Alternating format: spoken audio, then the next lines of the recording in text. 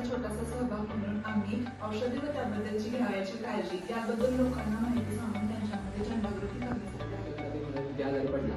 तुम्ही त्याला डॉक्टरांनी गोळ्या दिल्या तर त्याच गोळ्या तोच आजार ठीक करण्यासाठी दुसऱ्या व्यक्तीमध्ये वापरता साधा आजार असेल तर नाही तसं नाही वापरलं पाहिजे कारण प्रत्येक पेशंटची हिस्ट्री वेगळी असते प्रत्येक पेशंटचा डोस वेगळा असतो त्यामुळे तशा डॉक्टरांच्या सल्ल्याशिवाय नाही वापरल्या पाहिजे किंवा प्रिस्क्रिप्शन शिवाय नाही वापरलं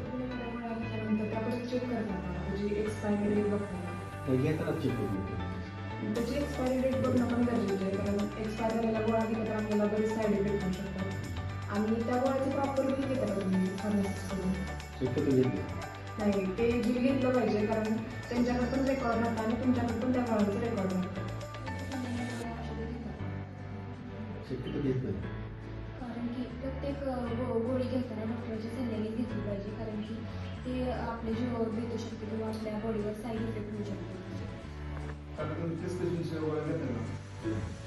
तसं प्रिस्क्रिप्शन गोळ्या घेतल्या तर तुम्हाला योग्य तो उपचार मिळणार नाही आणि जर तुम्ही डॉक्टरांकडे जाऊन उपचार घेतला योग्य तो उपचार घेतला तर तुम्हाला लवकर इफेक्ट मिळेल आणि डॉक्टरांना तुमच्या बाकीच्या पण काही आजार असले तर माहिती असतील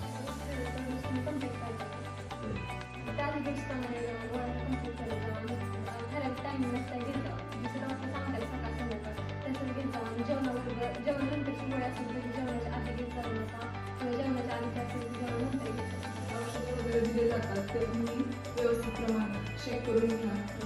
नंतर अजून ते व्यवस्थित स्टोअर करा त्याच्यावर लेबल लिहिलेले असतील फुल जागेवर ठेवायचं किंवा ड्राय जागेवर ठेवायचं ते वाचून तुम्ही स्टोअर केलं पाहिजे.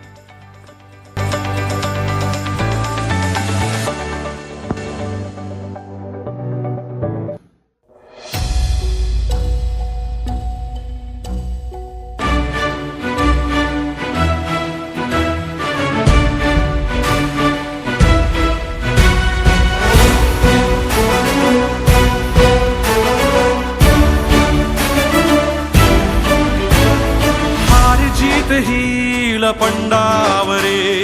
जिद्द राहू दे मनी सुंजायची पुन्हा अडवतील ही लाख वादळे सिद्ध होनी तुला उजळायचे पुन्हा साधूच हो रे विधाता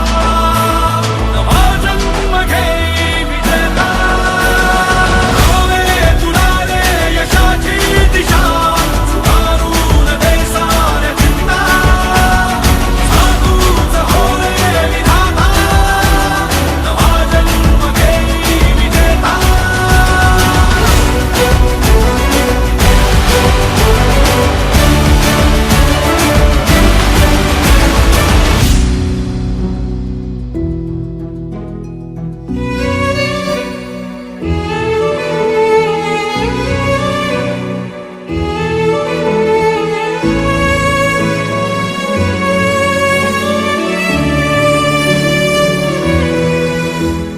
चमचमता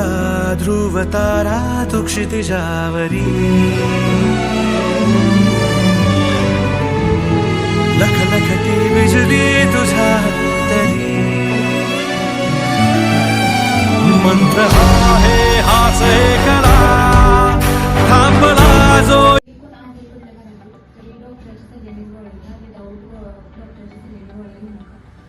आपल्या जीवावर भेटू शकतो किंवा